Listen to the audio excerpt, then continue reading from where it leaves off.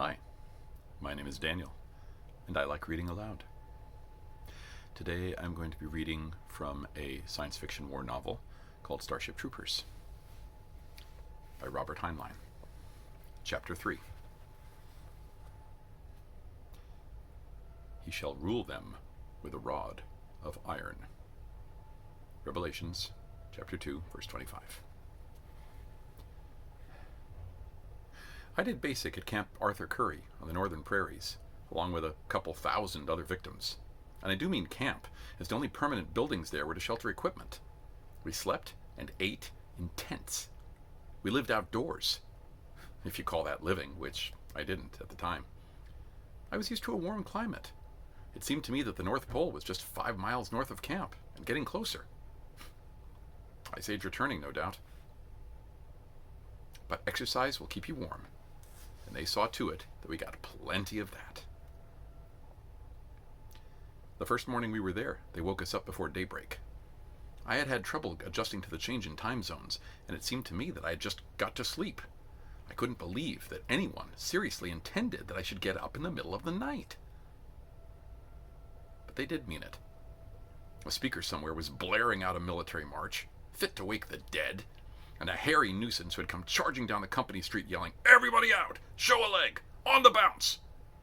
Came marauding back again just as I had pulled the covers over my head, tipped over my cot, and dumped me on the cold, hard ground. It was an impersonal attention. He didn't even wait to see if I hit. 10 minutes later, dressed in trousers, undershirt, and shoes, I was lined up with the others in ragged ranks for setting up exercises, just as the sun looked over the eastern horizon.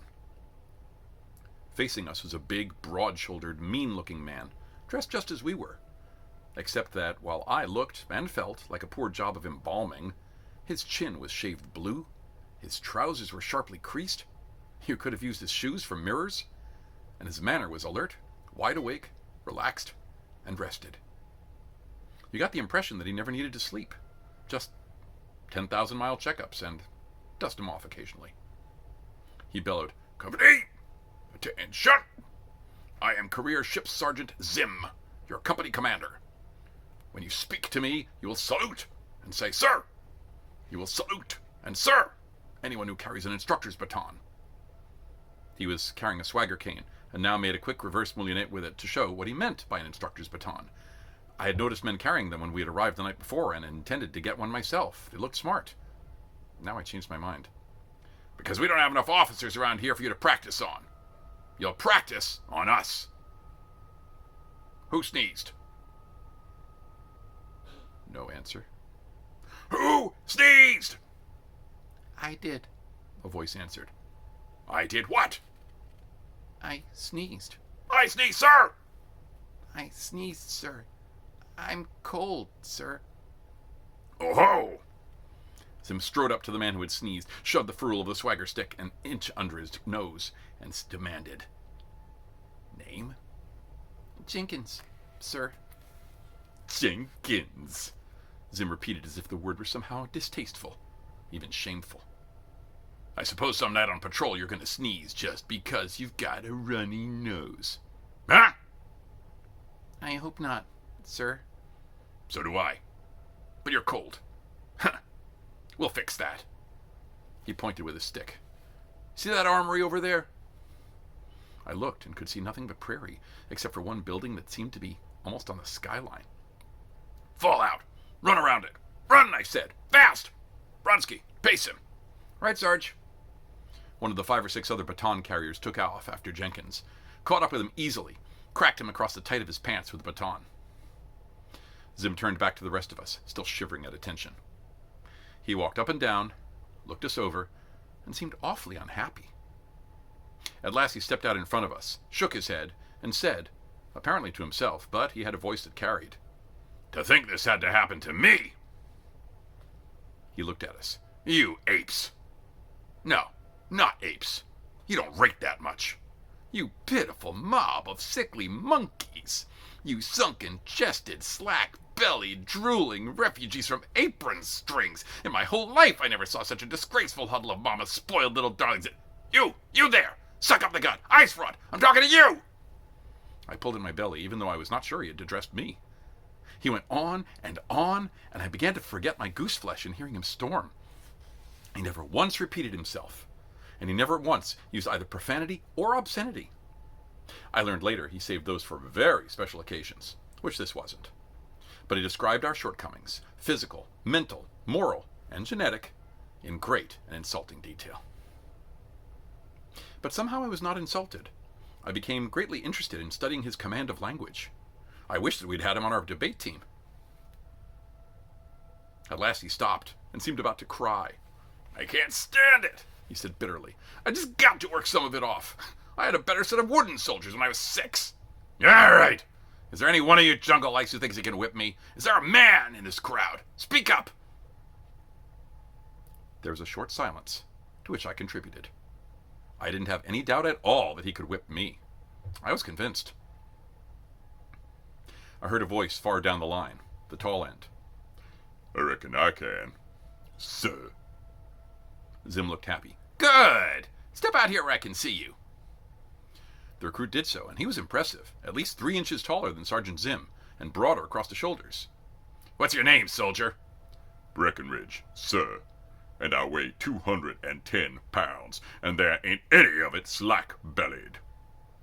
Any particular way you'd like to fight? Sir, you just pick your own method of dying. I'm not fussy. Okay, no rules. Start whenever you like. Zim tossed his baton aside. It started, and it was over. The big recruit was sitting on the ground, holding his left wrist in his right hand. He didn't say anything. Zim bent over him. Broken? Reckon it might be, sir. I'm sorry. You hurried me a little. Do you know where the dispensary is? Never mind. Jones, take Breckenridge over to the dispensary. As they left, Zim slapped him on the right shoulder and said quietly, Let's try it again in a month or so. I'll show you what happened. I think it was meant to be a private remark, but they were standing about 6 feet in front of where I was slowly freezing solid. Zim stepped back and called out, Okay, we got 1 man in this company at least. I feel better. Do we have another one? Do we have 2 more? Any 2 of you scrofulous toads think you can stand up to me? He looked back and forth along our ranks. Chicken livered, spineless. Oh, yes. Step out. 2 men who had been side by side in ranks stepped out together. I suppose they had arranged it in whispers right there, but they also were far down at the tall end, so I didn't hear. Zim smiled at them. Names? For your next of kin, please. Heinrich. Heinrich what? Heinrich, sir. Bitte. He spoke rapidly to the other recruit and added politely, He doesn't speak much standard English yet, sir. Meyer, mein Herr, the second man supplied. That's okay. Lots of them don't speak much of it when they get here. I didn't myself. Tell Meyer not to worry. He'll pick it up. But he understands what we're going to do. Jawohl, agreed Meyer. Certainly, sir. He understands standard. He just can't speak it fluently. All right. Where did you 2 pick up those face scars? Heidelberg? Nein, no, sir. Königsberg. Same thing.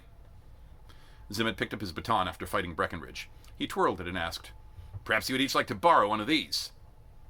It will not be fair to you, sir, Heinrich answered carefully. Bare hands, if you please. Suit yourself.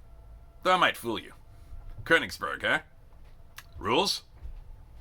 How can there be rules, sir? With 3. An interesting point. Well, let's agree that if eyes are gouged out, they must be handed back when it's over. And tell your corpse brooder that I'm ready now. Start when you like. Zim tossed his baton away. Someone caught it. You joke, sir. We will not gouge eyes. No eye gouging. Agreed. Fire when ready, Gridley. Please? Come on and fight! Or get back into ranks! Now, I'm not sure that I saw it happen this way. I may have learned part of it later in training. But here's what I think happened. The 2 moved out on either side of our company commander until they had him completely flanked, but well out of contact. From this position, there's a choice of 4 basic moves for the man working alone. Moves that take advantage of his own mobility and of the superior coordination of 1 man as compared with 2. Sergeant Zim says, correctly, that any group is weaker than a man alone unless they are perfectly trained to work together. For example, Zim could have feinted at one of them, bounced fast to the other with a disabler, such as a broken kneecap, and then finished off the first at his leisure. Instead, he let them attack. Meyer came at him fast, intending to body check and knock him to the ground, I think, while Heinrich would follow through from above, maybe with his boots. That's the way it appeared to start. And here's what I think I saw. Meyer never reached him with that body check. Sergeant Zim whirled to face him while kicking out and getting Heinrich in the belly, and then Meyer was sailing through the air, his lunge helped along with a hearty assist from Zim. But all I'm sure of is that the fight started, and then there were two German boys sleeping peacefully almost end to end, one face down and one face up, and Zim was standing over them, not even breathing hard. Jones, he said. No, Jones left, didn't he? Mahmoud, let's have the water bucket and stick them back into their sockets. He's got my toothpick. A few moments later, the two were conscious, wet, and back in ranks. Zim looked at us and inquired gently, Anybody else? Or should we get on with the setting up exercises? I didn't expect anybody else, and I doubt if he did. But from down on the left flank, where the shorties hung out, a boy stepped out of ranks, came front and center. Zim looked down at him. Just you? Or do you want to pick a partner? Just myself, sir. As you say. Name? Shujumi, sir. Zim's eyes widened. Any relation to Colonel Shujumi? I have the honor to be his son, sir. Ah, so. Well. Black belt? No, sir. Not yet. I'm glad you qualified that. Well, Shujumi, are we going to use contest rules, or shall I send for the ambulance? As you wish, sir. But I think, if I may be permitted an opinion, that contest rules would be more prudent. I don't know just how you mean that, but I agree. Zim tossed his badge of authority aside, and then, so help me, they backed off, faced each other, and bowed. After that, they circled each other in a half crouch, making tentative passes with their hands, and looking like a couple of roosters. Suddenly they touched, and the little chap was down on the ground, and Sergeant Zim was flying through the air over his head. But he didn't land with the dull, breath-paralyzing thud that Meyer had. He lit rolling, and was on his feet as fast as Shujumi was, and facing him. Banzai! Zim yelled and grinned. Arigato, Shujumi answered, and grinned back. They touched again, almost without a pause, and I thought the sergeant was going to fly again. He didn't. He slithered straight in, there was a confusion of arms and legs, and when the motion slowed down, you could see that Zim was tucking Shujumi's left foot into his right ear. A poor fit. Shujumi slapped the ground with a free hand. Zim let him up at once. They again bowed to each other. Another fall, sir? Sorry, we got work to do.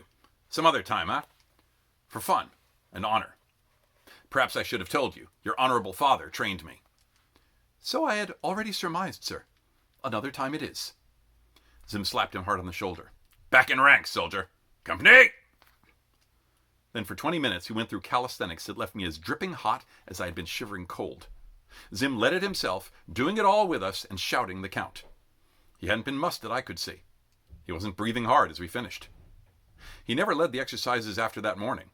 We never saw him again before breakfast. Rank hath its privileges. But he did that morning, and when it was over and we were all bushed, he led us at a trot to the mess tent, shouting at us the whole way to step it up, on the bounce, you're dragging your tails. We always trotted everywhere at Camp Arthur Curry. I never did find out who Curry was, but he must have been a trackman. Breckenridge was already in the mess tent, with a cast on his wrist, but thumb and fingers showing. I heard him say, Just a green stick fracture. I've played a whole quarter with worse. But you wait. I'll fix him. I had my doubts. Shujumi, maybe, but not that big ape. He simply didn't know when he was outclassed. I disliked Zim from the first moment I laid eyes on him. But he had style. Breakfast was all right. All the meals were all right. There was none of that nonsense some boarding schools have of making your life miserable at the table. If you wanted to slump down and shovel it in with both hands, nobody bothered you. Which was good, as meals were practically the only time somebody wasn't riding you. The menu for breakfast wasn't anything like what I'd been used to at home, and the civilians that waited on us slapped the food around in a fashion that would have made Mother grow pale and leave for her room. But it was hot, and it was plentiful, and the cooking was okay if plain. I ate about 4 times what I normally do, and washed it down with mug after mug of coffee with cream and lots of sugar. I would have eaten a shark without stopping to skin him. Jenkins showed up with Corporal Bronsky behind him as I was starting on seconds. They stopped for a moment at the table where Zim was eating alone, and then Jenkins slumped onto a vacant stool by mine. He looked mighty seedy, pale, exhausted, his breath rasping. I said, "Here, let me pour you some coffee." He shook his head. "You better eat," I insisted. "Some scrambled eggs. They'll go down easily."